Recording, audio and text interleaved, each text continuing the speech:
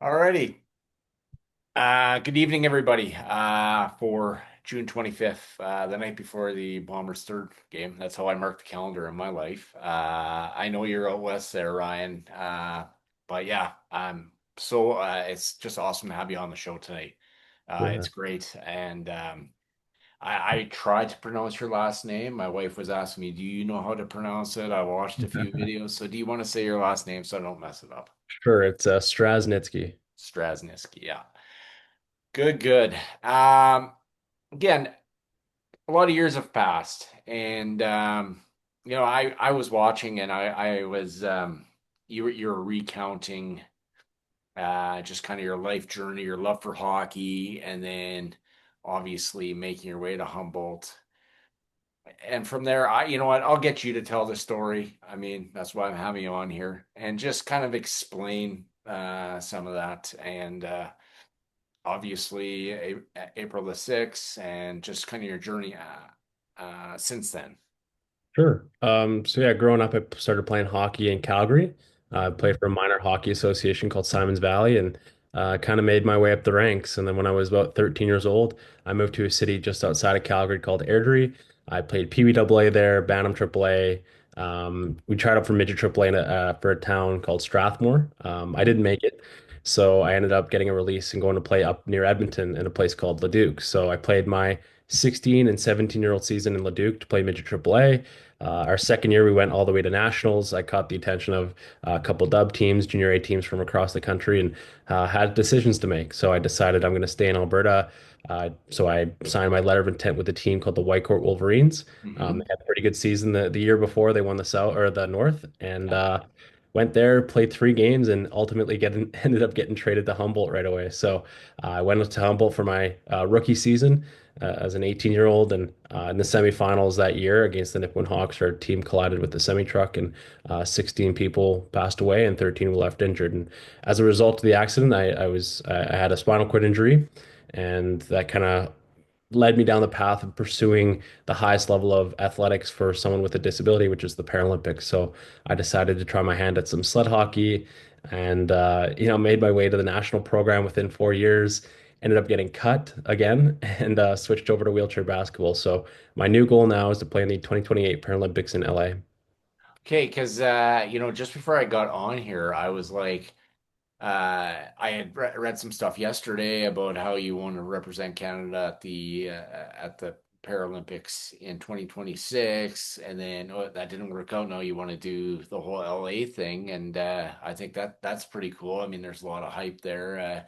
Obviously, everybody's talking about the flag football, but those are some of those adventures. I mean, it is quite something, right? Just where life takes us, and yeah, just kind of that journey that goes along with it, right? Again, hockey is that bond. We have built it here in our home, and we understand that.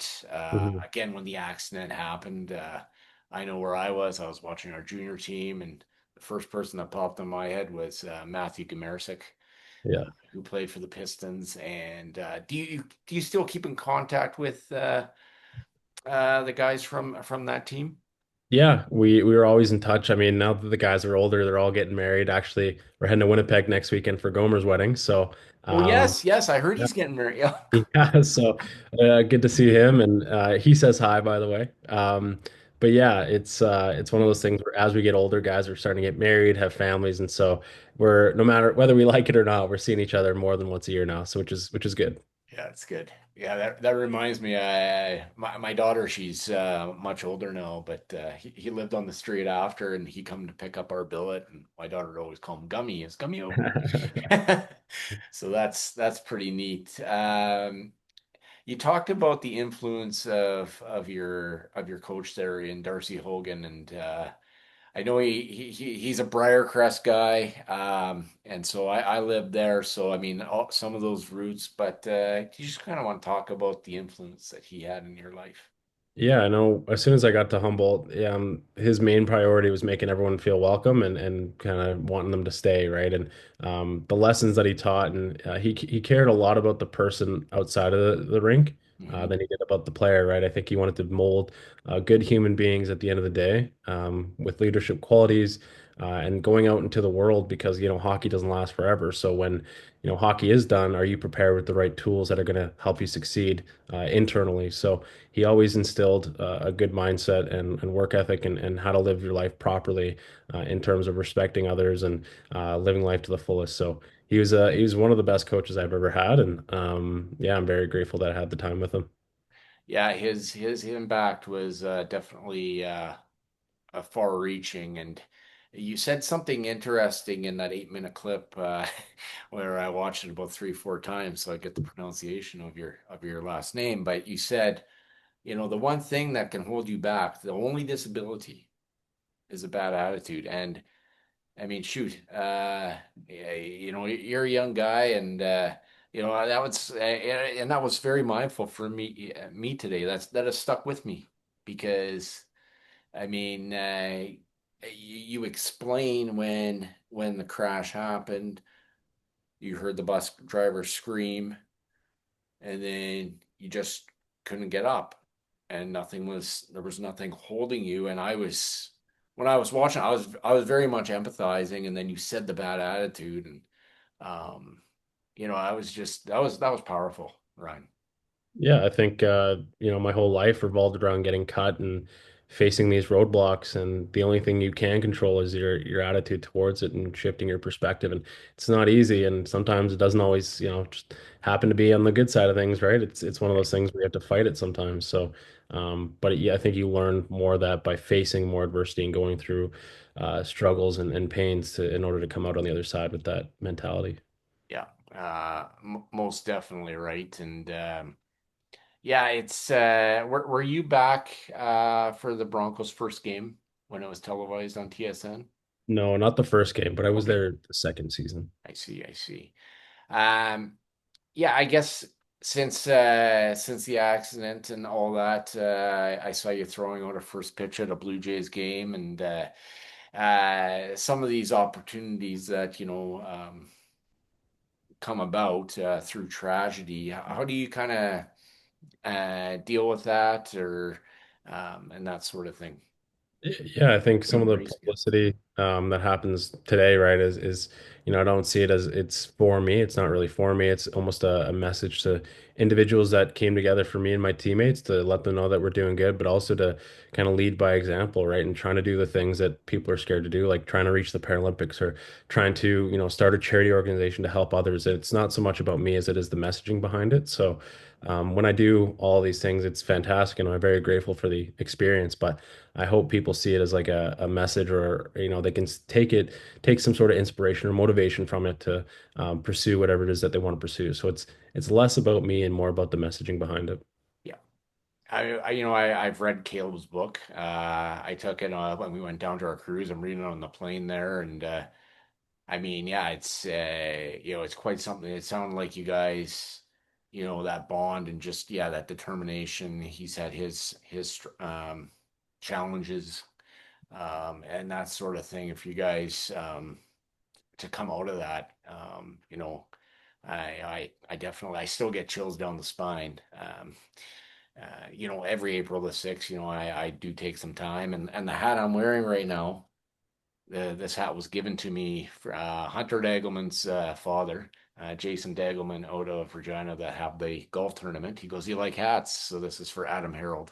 Oh wow, that's awesome. And I mean, I used to live in Saskatchewan, and everybody who watches the show knows that. But um, it's just kind of one of those things where it's like, holy smokes, everybody's connected in all sorts of ways, right? And um, you know, so Ryan, how old are you now? 26?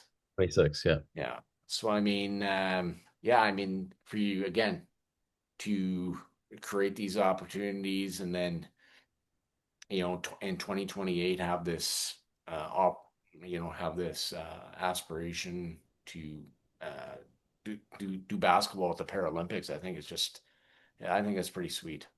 Yeah, I mean that's kind of the plan, right? Is to set your goals quite high, and it is Hmm. quite ambitious. But all I know is that if I put in the work, hopefully it pays off, right? And at the end of the day, it's it doesn't work out for whatever reason, I know that I gave it my all and I regret nothing. So Hmm. um, yeah, we'll find out.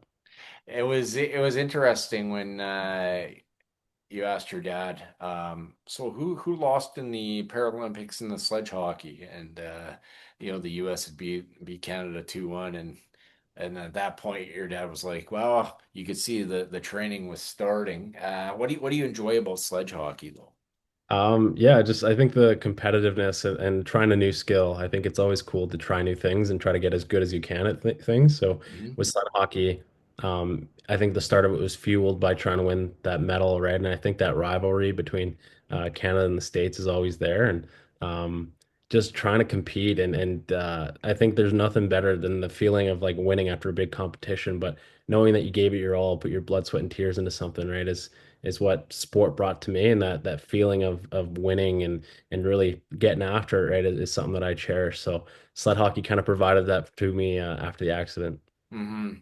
Yeah, most definitely right. And I just think it's again, it's awesome that you just say, you know what, I'm doing this. I'm going to be this inspiration, um, and that sort of thing. So I mean, it is quite something to again come on that other side of it. Um, can I ask you anything with Sean Brando? I'm going to have him on in a few weeks. And then I know Caleb wrote about it in the book and that sort of thing. Any stories with him, interactions?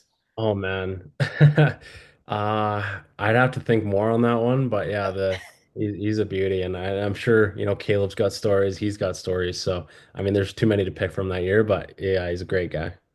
Yeah, it was it was quite something, and on that memorial service, and just how he there were people in that building. The Don Cherries, the Ron McLeans, Justin Trudeau, Prime Minister, and just all eyes were there, and you know, uh, and just how he spoke. I mean, it's something that is anybody can look it up on YouTube.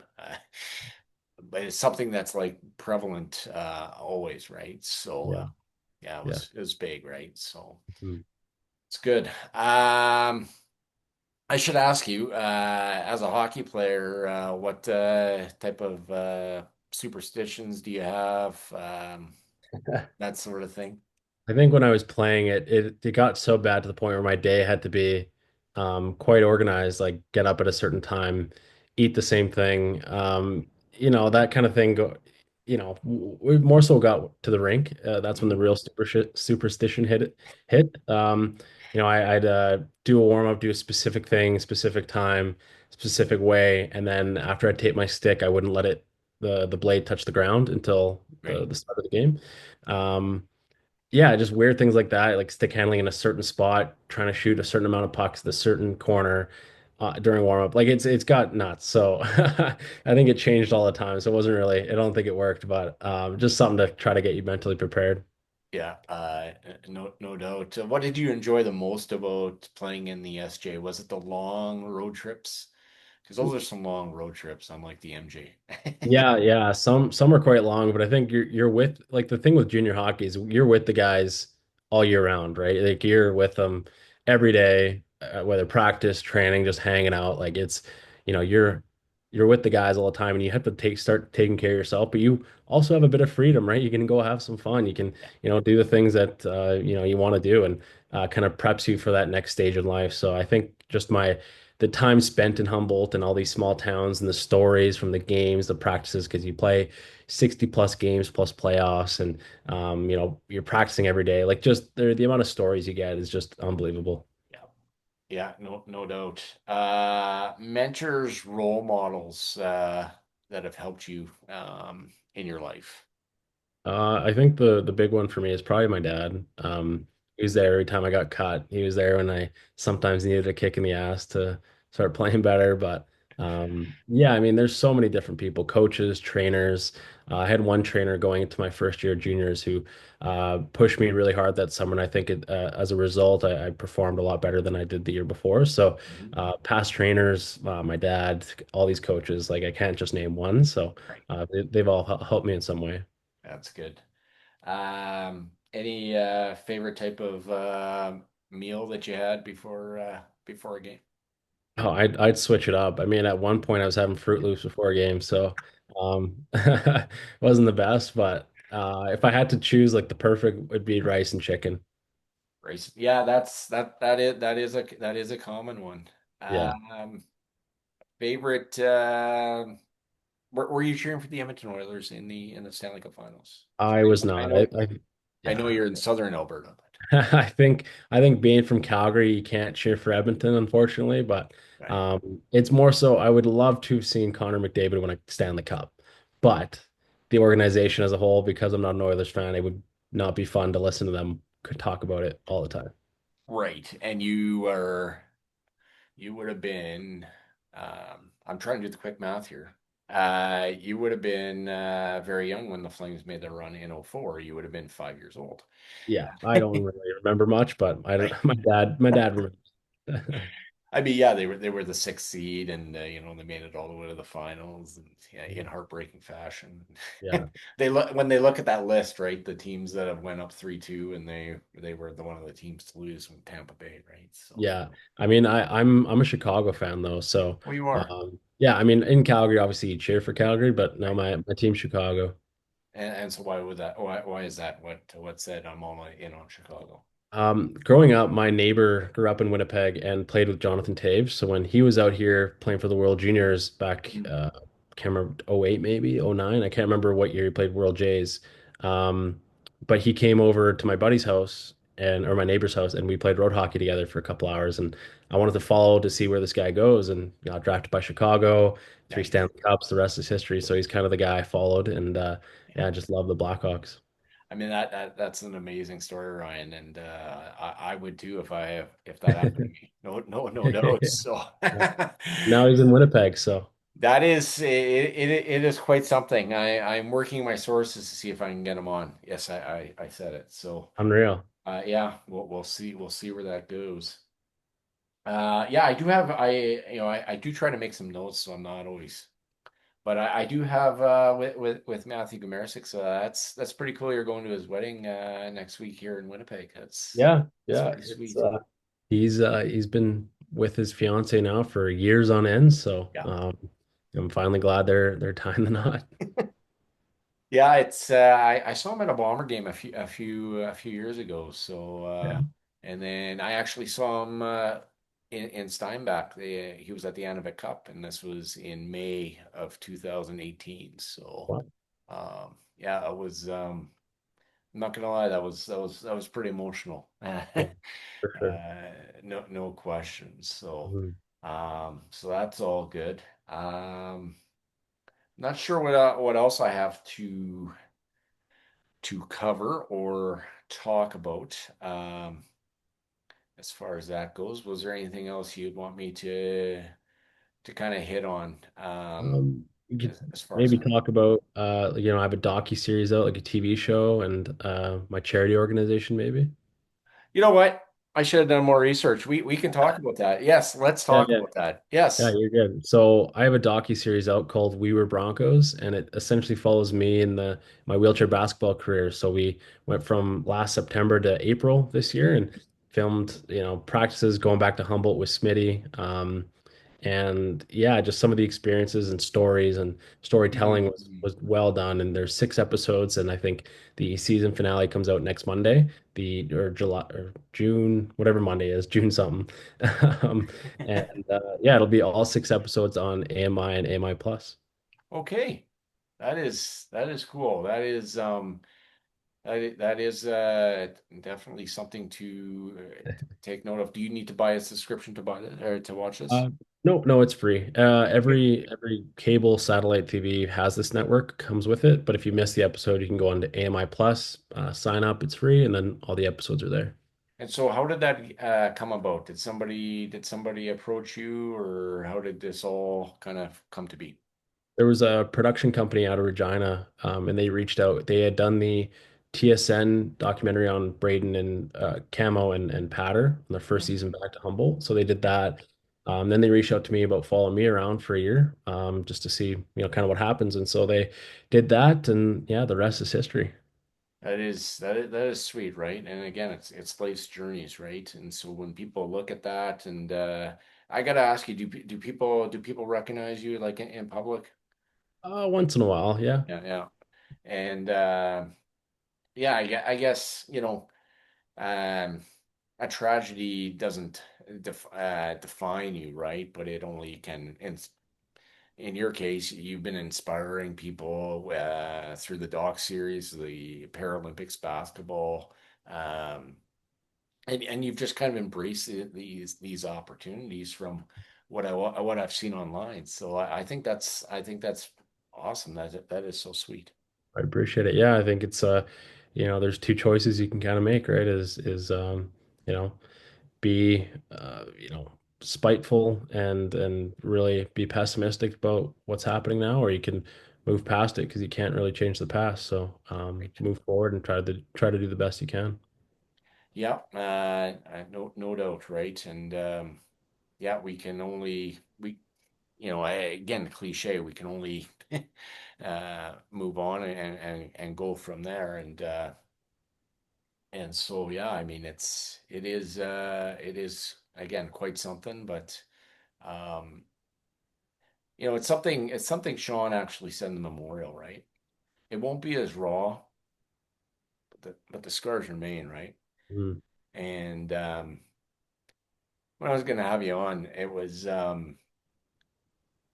emotional for me because I reckon back and through my Zoom I can't even put my I got my Humboldt Broncos Wow. here, and I know all you guys have the life journey, right? Mhm. And you guys have a story to tell, and I'm not gonna I'm a guy of I'm a guy of faith Mhm. and of purpose, and I truly believe that you guys are on the right track to do great things. I appreciate that. Yeah, thank you. Yeah, so with that, you told me you got a half hour. I like to cut it underneath, but this has been awesome, Ryan. And as I always say, you're more than welcome to come on again, right? Absolutely. Well, I appreciate it. For sure. And I don't know where will I be next weekend. I don't know if I'll be in Winnipeg, but you have an awesome time in Winnipeg. I will. The Bombers have an away game. Uh, Okay. so I'll be in Winnipeg tomorrow. Yeah, But you have safe travels, all that fun stuff. Enjoy Winnipeg, and say hi to Matthew for me. will do. Thank you. Take care. All right. See ya. See ya.